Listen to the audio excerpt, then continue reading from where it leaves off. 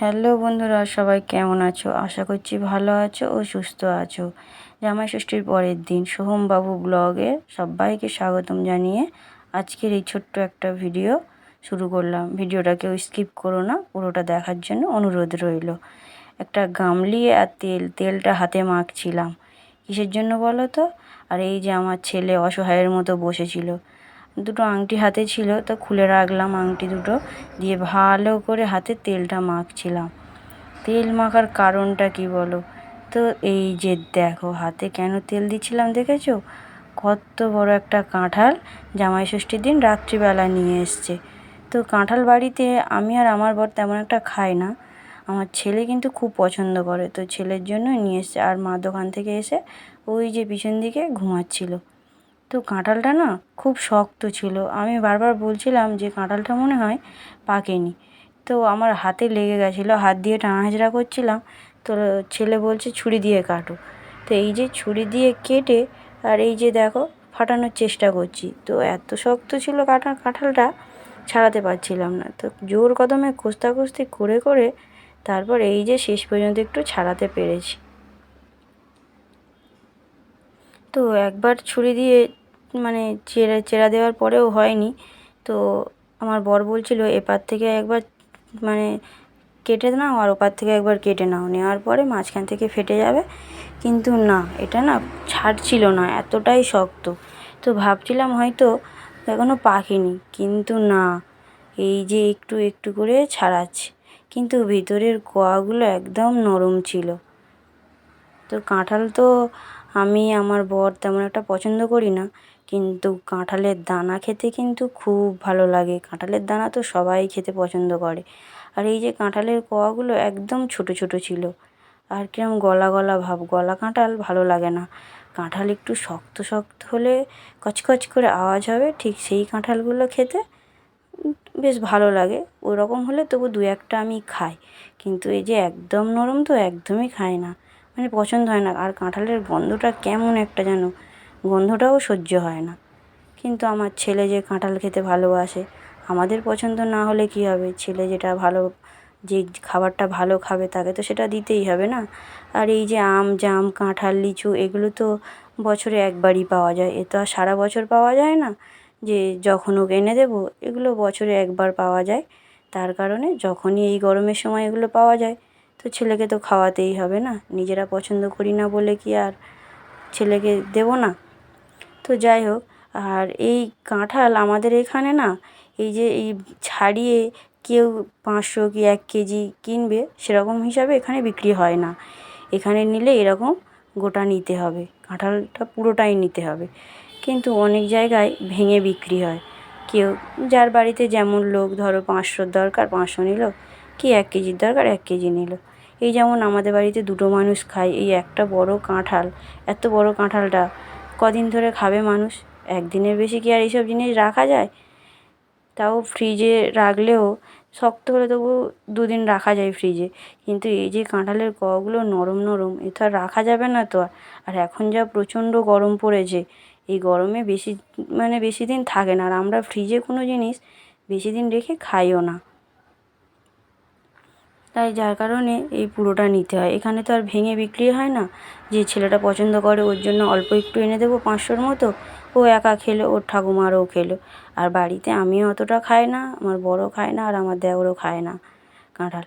তো জোর কদমে কষাকষি করে করে সবে হাফও ছাড়ানো হয়নি। দেখো অনেকক্ষণ সময় লেগেছে, অনেকক্ষণ এই কাঁঠালটা ছাড়াতে অনেকটা সময় লেগে গেছে।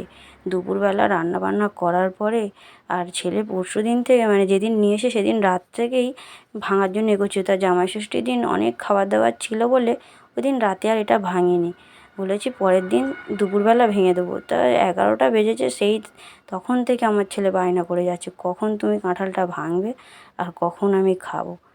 তো যেই যে জোর কদমে এগুলো ভাঙা চলছে। আমি এই কাঁঠাল এর আগে কোনো দিন ভাঙিনি। এর আগে যখন নিয়ে আসতো বাবা বা আমাদের ননুর বাবা, যখন নিয়ে আসতো মা ভাঙতো। আর এবারে মা বলছে আমার শরীরটা ভালো লাগছে না, তুমি ভাঙো। তো এই যে আমি জোর কদমে কষাকষি করতে করতে এই দেখো সবে হাফ পজিশান ছাড়ানো হয়েছে। এই যে দেখো।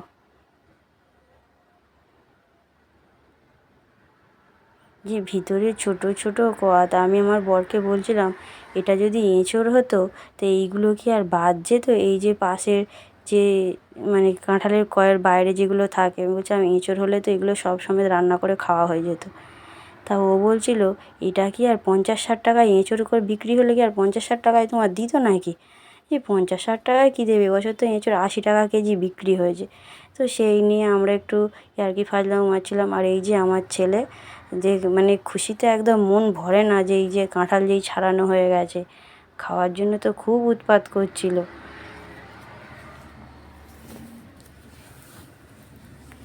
শুধু কাঁঠাল না, আমার ছেলে বলতে নেই, মানে আগে তো খাওয়া দাওয়া করতো না, তো আমরা ডাক্তার দেখিয়ে অনেক রকম ওষুধপালা খাইয়ে এ করে তারপর ছেলেকে খাবার দাবার খাওয়ানো শুরু করেছি। আমার ছেলে ছোটো থেকেই কিছু খেতে চাইতো না, জোর করে করে খাওয়াতে হতো। তো হ্যাঁ, ডাক্তার দেখানোর পরে ওর খাওয়া দাওয়াটা ঠিক লিমিটে এসে গেছে। তো ও ভাত পান্তা মুড়ি যতটা না খায়, ও এই ফল তারপরে ফাস্টফুড জাতীয় জিনিসগুলো একটু বেশি পছন্দ করে। তবে হ্যাঁ, যে সব রকম ফল বলতে নেই কথাটা, তাও আমি বলছি সব রকম ফল আমার ছেলে কিন্তু ভক্তি ভরে খায়। তবে হ্যাঁ, যেগুলো খেলে বেশি উপকার হবে সেগুলো খায় না। এই আম জাম কাঁঠাল এগুলো তো এই বছরে একবার পাওয়া যায়।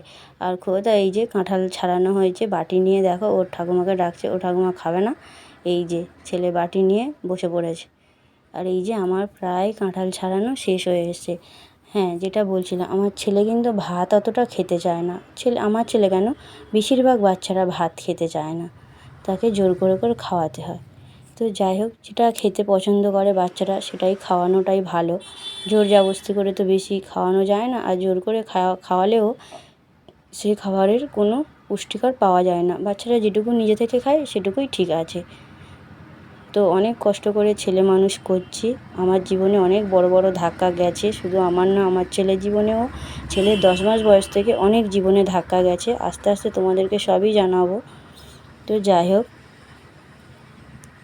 আমার তো কাঁঠাল ছাড়ানো প্রায় হয়ে গেছে, প্রায় কাঁঠাল ছাড়ানো কমপ্লিট হয়ে এসছে। তো বন্ধুরা, তোমরা কে কোথা থেকে ভিডিওটা দেখছো অবশ্যই কিন্তু জানিও। আর এই যে কাঁঠাল ছাড়ানোর কারা কারা কাঁঠাল খেতে ভালোবাসো জানিও। আর এই যে দেখো প্রায় ছাড়ানো শেষ হয়ে এসছে। তো তোমরা যদি ফেসবুক থেকে ভিডিওটা দেখো, তাহলে অবশ্যই ফলো করে দিও। আর ইউটিউব থেকে যদি দেখো তো সাবস্ক্রাইব করে দিও। আমার কাঁঠাল ছাড়ানো প্রায় শেষ। আর এটা তো আমাদের এখানে ফেলার কোনো জায়গা নেই, তো এই যে কাঁঠালটা এই যে আধ গামলা হয়েছে, দেখো পুরো গামলিটা ভর্তি হয়নি। তো বন্ধুরা, তোমরা ঝপঝপ করে লাইক সাবস্ক্রাইব কমেন্ট করতে থাকো। তো আর আমি ততক্ষণ এগুলো ফেলার ব্যবস্থা করি। তো দেখা হচ্ছে কিন্তু পরের ভিডিওতে। ভিডিওটা ভালো লাগলে অবশ্যই কিন্তু একটা সাবস্ক্রাইব অন্তত করে দিও, আর কিছু তোমাদের কাছে চাইবো না। আর সাবস্ক্রাইব করতে তো আর টাকা পয়সা লাগে না বন্ধুরা। ভিডিওটা ভালো লাগলে অবশ্যই, আবারও বললাম, লাইক কমেন্ট সাবস্ক্রাইব অবশ্যই করো। দেখা হচ্ছে পরের ভিডিওতে। টাটা।